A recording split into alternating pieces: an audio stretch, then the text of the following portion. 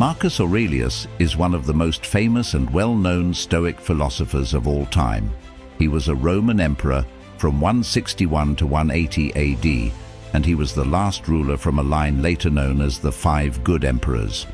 He was in one of the highest positions of power in the world at the time, and would have access to the realization of all his temptations and desires should he wish for them, but instead he dedicated his life to fairness and justice.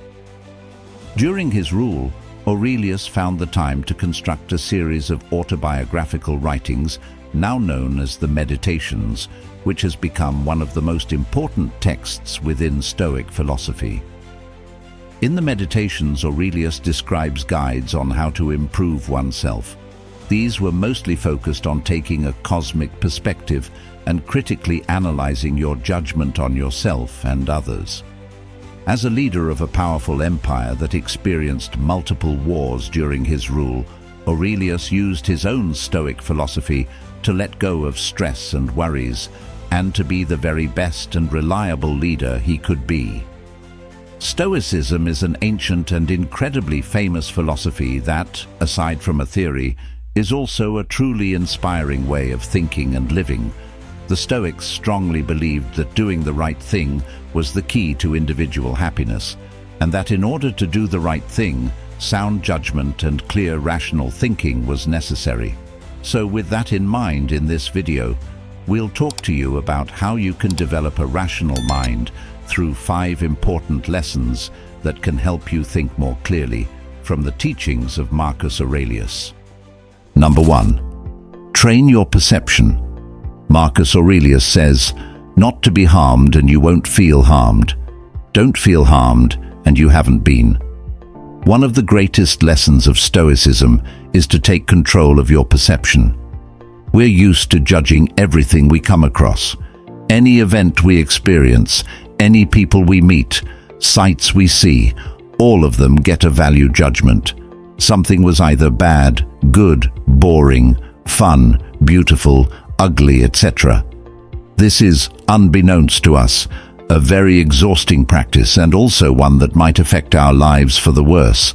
For example, judging every interaction you have on a particularly hard day as awful gives the day itself an even more negative view. If you label a party you went to as boring, that is all it will be. That one boring part of your week. We often let our initial judgments of things be influenced by our emotions, which means they're most likely not entirely rational. Furthermore, our tendency to judge every moment of our lives goes hand in hand with a tendency to talk in metaphors and hyperboles that make things seem worse. If you get dumped by your partner, you might say your ex broke your heart instead of the fundamental fact that they no longer feel for you the way they used to. This way of speaking, or rather this way of thinking, shapes how you feel. It's not the actual event that makes you feel bad, but rather the way you unconsciously choose to think about it. The Stoics, in contrast, encourage people to be careful to judge everything you come across and the things that you do, and one of the ways to be careful is to undo your judgments, which essentially means to look past them, to be able to forget your first instinct and to judge something through a more optimistic and reasonable lens. You can try to reframe that boring party in your mind as an event where you got to see a new place and meet some new people. Okay, afterwards you might note that you didn't really resonate with anyone, but you didn't go in with the expectation of negativity. As such, practicing not to judge everything based on your first instinct and emotion is the very best way to start training your perception on life. Whenever you think about anything in an opinionated way, try to ask yourself, is this rational? What have I based my opinion on? Is there a better or more positive way to interpret this? Marcus Aurelius stressed that harms can only be if you consider them as harms. This means that any hard experience you went through seems harder and worse the harder and worse you consider it to be. As such, you have complete control over how much certain situations affect you. The Stoics also encourage you to see every bad thing that happens as an opportunity or source for good. As an exercise of training your perspective in a Stoic way, there's a challenge called turning the obstacle upside down. When a new co-worker is a slow learner and their mistakes affect the company's profits, you might feel frustration.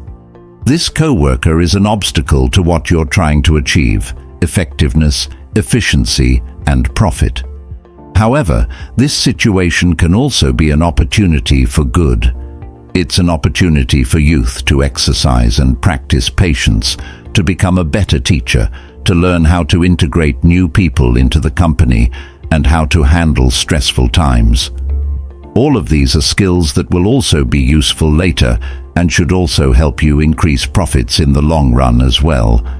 Sir Aurelius famously said, "The impediment to action advances action.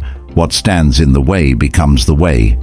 So all in all, instead of judging everything you come across in an exaggerated sense, take the time to look at things as they objectively are, and you might find that life is simpler and clearer than you thought. Every situation has a more positive interpretation and a more negative one.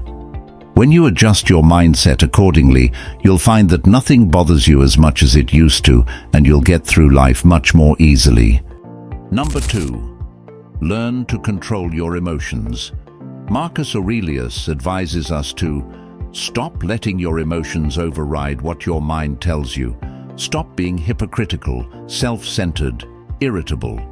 Acting out of emotion is often depicted as a stark contrast to acting rationally, and this is not without reason. There's nothing that clouds our judgment more than our own emotions can.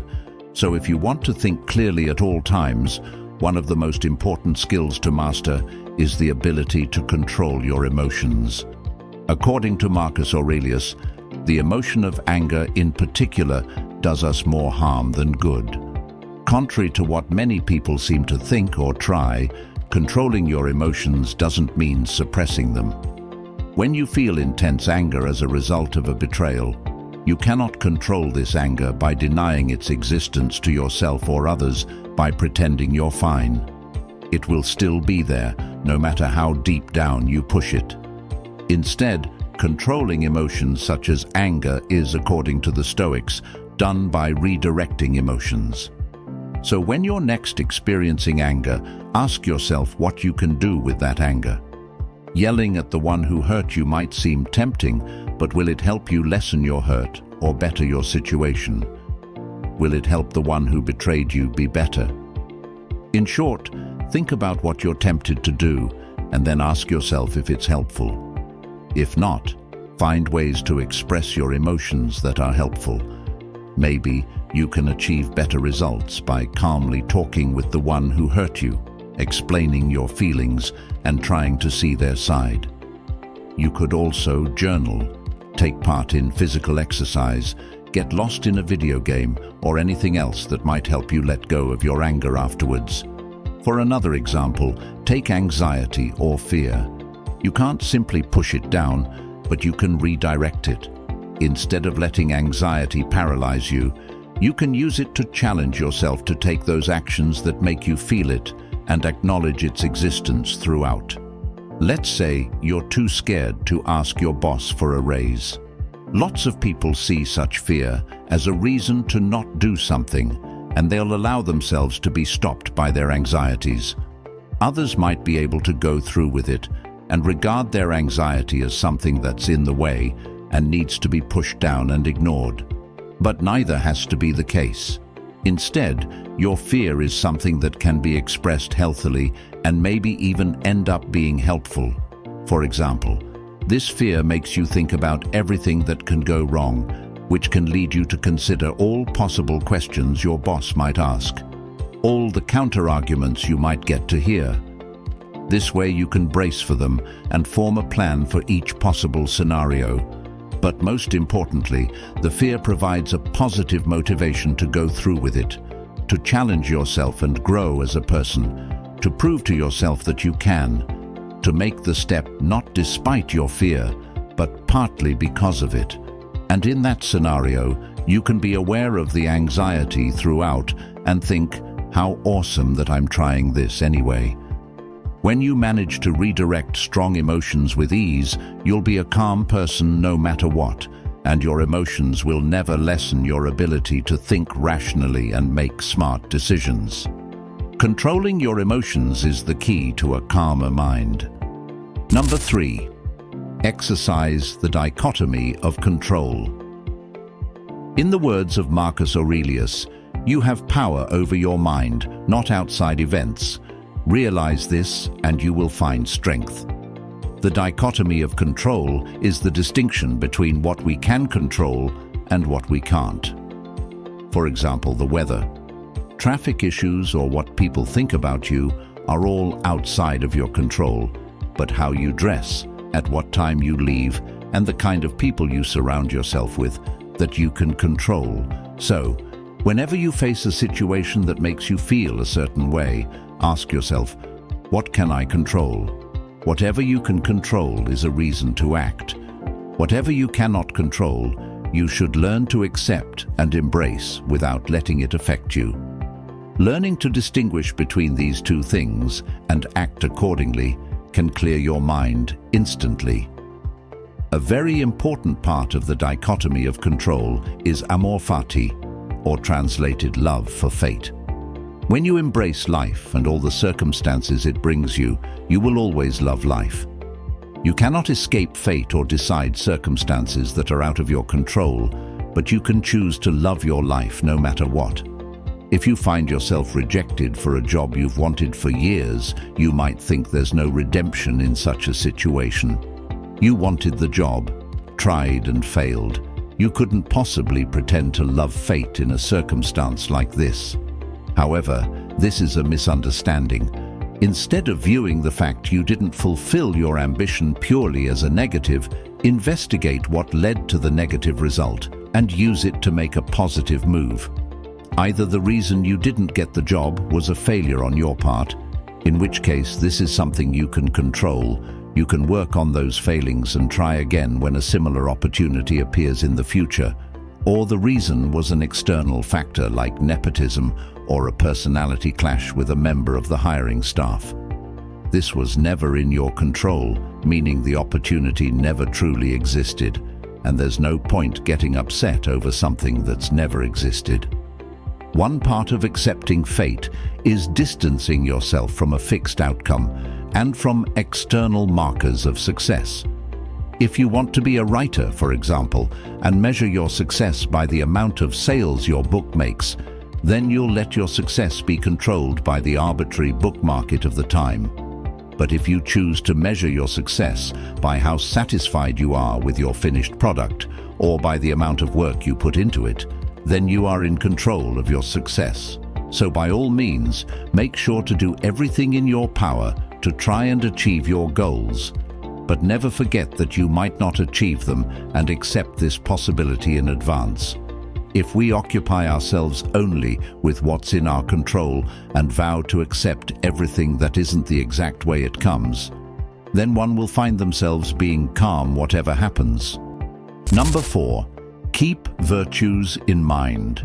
To quote Marcus Aurelius, dig deep within yourself, for there is a fountain of goodness ever ready to flow if you will keep digging. A virtue is an excellence of character, or, simply said, morally good behavior. Morally good behavior benefits not only you and those around you, but the greater good. The Stoics believed in an interdependent universe, that everything and everyone is connected in some way. Thus, according to Stoicism, what's best for the greater good is eventually best for you as well. This is why the Stoics were convinced that the most rational people were people that committed to the greater good, or in other words, acted virtuously. Not acting virtuous is the result of ignorance, according to the Stoics. When life throws you in an unexpected direction, virtues can guide you towards what to do and keep you grounded. This is why the most virtuous people are the calmest and most relaxed. In order to be virtuous, one has to keep the 4 most important virtues of Stoicism in mind. wisdom, justice, temperance, and courage. Wisdom, in the eyes of the Stoics, is the ability to judge what's good, bad, in between, or neutral. Instead of being controlled by emotion, one must think clearly and logically as to what would be the morally correct thing to do. When you have two options in a difficult situation, wisdom is the ability to think through both. Then, justice. Justice is acquired through wisdom, and it means doing what is both right and fair to others as well as ourselves.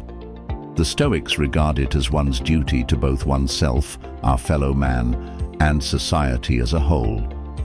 The third virtue, courage, is the ability to take action in the face of your own fear, to do what is necessary or helpful even when you don't know you'll succeed. Courage is not the elimination of fear, passion, and anxiety. Lastly, temperance.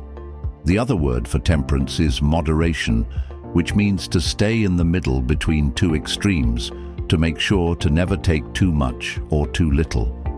In practice, temperance often looks like self-restraint, self-control, or discipline. According to Aurelius, one quality that set humans apart from animals was the ability to stop oneself if necessary. Temperance is important for ensuring our long-term well-being over short-term satisfaction. For a very trivial example, consider a bag of chips. Finishing the entire bag in one go might be nice in the moment, but it's bad for your health and even potentially your mood in some cases. Thus, one should practice self-restraint and stop after the first few bites. Temperance is also aided by wisdom. Only by thinking wisely can you decide how much of something you need to acquire before stopping yourself. The Stoics divided all possible things and actions in the world between goods, evils, and indifference. It was always important to seek out good, avoid evil, and choose the indifference as you please. You create evil when you act against one of these virtues. For example, when you steal from somebody, disrespect someone, act recklessly or cowardly, or make somebody ill. You participate in good when you act according to these virtues, and you do neither when you perform indifferent acts like taking a walk, for example. These simple rules to live by won't just make you a better person, but they'll make you a more relaxed one. When you act according to the virtues, you are always guided by good, and you are always acting rationally according to the Stoics. Such behavior creates a calm mind. Number 5. Always consider the big picture. In our final quote from Marcus Aurelius for this video, he says, "How beautifully Plato put it. Whenever you want to talk about people, it's best to take a bird's-eye view and see everything all at once." Considering the big picture is a tremendously important part of clearing one's mind. When living life, we are always right in the middle of everything. Every problem can seem like the end of the world. For example, when you're in the middle of a small crowd, it might seem that the entire city is crowded, but taking only a few steps aside will prove the opposite. So in general, when we take a step back and look at the entirety of the world and our lives, we see how small all we experience really is, and how tiny we truly are, and then we see how much of the world is there beyond our subjective experience. Lots of people forget that their experiences and opinions are not the only thing that should matter, even to themselves. Someone who's had a bad experience with dogs, for example, might not understand or believe that dogs can be helpful and amazing pets to others, unless they consciously consider the possibility of other experiences. From time to time, we all need to take a step back and ask ourselves, what are we forgetting or missing? Doing this can be helpful in a number of ways. For example, imagine having to choose between staying at your current job or applying for a newly opened position somewhere else. This might seem like a difficult decision, especially if you're not sure whether either of those would satisfy you. Maybe you feel okay about your current job and don't want the added responsibility of the promotion, but you do appreciate the better pay that comes with it. You might feel stuck. However, there is so much more you could think about. Have you considered moving into an entirely different field altogether? Or a side hustle, a way to make money with your free time alongside your current job? Perhaps immersing yourself in a hobby to shift your focus away from the time you spend doing something you don't like as much.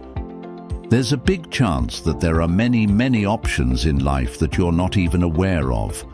Looking at the big picture instead of being focused only on what's right in front of you can help tremendously when making a decision. Looking at the grand scheme of things is not only helpful for deciding what's important, but also helpful when forming an opinion. You need to know about all options or all the aspects of a certain situation if you want to judge it properly. Furthermore, taking a step back also means getting away from your own view and biases. When you let go of your own desires for a moment, you might be reminded of the people around you and your duty to them. You might think that in the heat of the moment, littering isn't a big deal, but when you step back and think of the entirety of the world, of the possibility of everyone else doing it, you finally see the smallness of your desire to litter in comparison to the well-being of the world. As said before, the Stoics thought that everything in the world is interconnected and that the general well-being of the world improves your personal well-being as well. Thus, taking a step back and looking at the world as a whole instead of just your life is tremendously important. When facing a choice, hardship, problem, or change in life, you can inwardly ask yourself some questions.